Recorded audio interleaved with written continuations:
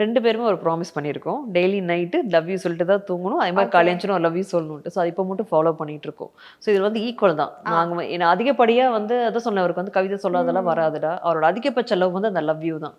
அததான் இப்போ மட்டும் பண்ணிட்டு இருக்காரு. ரொம்ப கோவம் வந்தாலும் லவ் யூ தான் போடுவாரு. ரொம்ப லவ் வந்தாலும் லவ் யூ தான் போடுவாரு. ஸோ அந்த ஒரே வேர்ட் தான் எங்களுக்கு இப்போ மட்டும் ஓடிட்டு இருக்கு. ட்ராவல் ஆயிட்டு இருக்கு. ஓகே. நிக் நேம்ஸ்லாம் வச்சு நீங்க கூப்பிட்டுப்பீங்களா 2 பேருமே? பாப்பா தான்டா. இப்ப பெரிய பாப்பா, குட்டி பாப்பா அந்த மாரி ஓ! மாறிருச்சு. அப்படியா?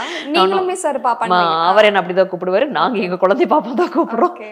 குடும்பமே பாப்பா குடும்பம் மாரி மாறிடுச்சு இப்போ கடைசில. பாப்பா வளர்ந்துட்டா யார பாப்பா? அதுதான் ஒரு சில டைம் இப்படிதான் இருக்கும். பாப்பா என்ன சாப்பிட்டுச்சான்னு கேட்டா எல்லாம் திரும்பி பார்ப்பாங்க. எந்த பாப்பா கேட்குறீங்கிற மாரி அப்படியே ஆயிருச்சு இப்போ. ஓகே.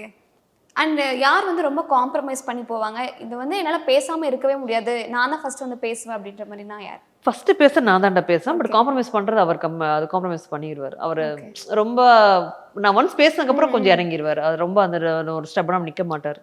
அந்த நான் அப்படிங்கிற அந்த ஆட்டிட்யூட் அவர்ட்ட இருக்காது ஓகே. எப்பவுமே. சாரி வந்து அப்போ 2 பேருக்குள்ள யார் ஃபர்ஸ்ட் கேட்டுப்பீங்க? அந்த சாரிக்கு வேலையே இருக்காதோ? இல்லடா 2 பேருமே கேட்போம்டா. டேய் கேட்பீங்களா? அதெல்லாம் இருந்தா தான்டா நல்லா இருக்கும். அப்படியா? ஓகே. அதெல்லாம் யோசிக்க கூடாது. சாரி கேட்டா தான் அதுல வந்து ஒண்ணும் நம்ம கௌரவம் குறைஞ்சு போறதில்ல.